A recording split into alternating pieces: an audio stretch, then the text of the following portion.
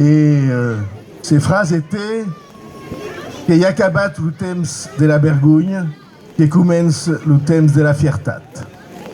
Et aujourd'hui, comme un coup de tonnerre venu de nulle part,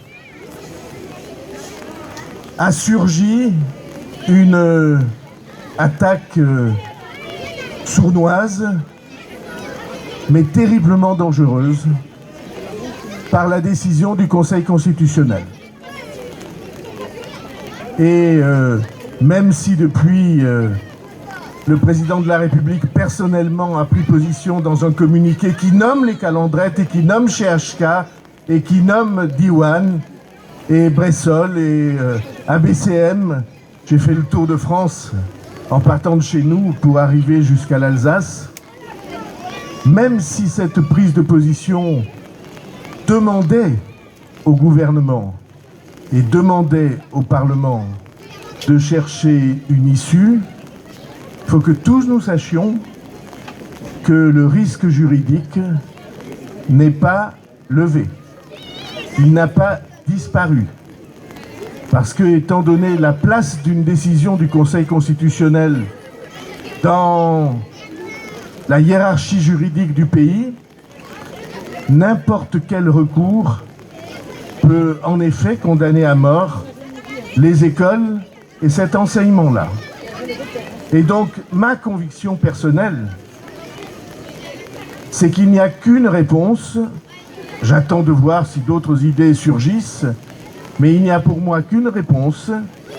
Si l'on veut mettre ces écoles et cet enseignement en sécurité juridique, il faut changer la Constitution pour que son texte protège ces écoles et cet enseignement.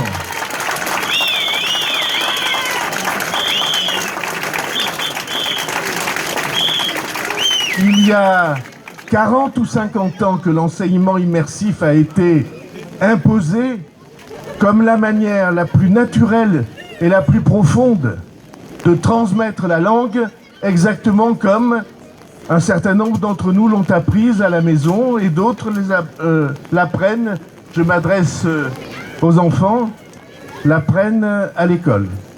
Je veux finir par une dernière considération.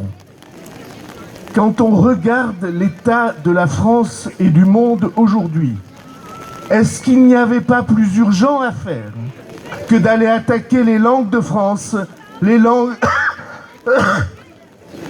régionales qui sont notre patrimoine, un de nos patrimoines les plus précieux? Imaginez que dans un pays qui traverse une crise aussi profonde, on est allé réveiller des conflits enfouis pour la satisfaction idéologique de quelques-uns. Je considère ça comme la tête à l'envers. On croirait, ça c'est une bonne idée, tu vois. Tiens, je vais le tenir. On croirait que ces autorités n'ont pas autre chose à faire, n'ont pas d'autres problèmes plus graves et plus importants à régler que d'aller s'attaquer à ce que nous avons de plus précieux. Et je le dis après Nîmes, oui c'est vrai, nos langues sont nos vies. Merci à tous.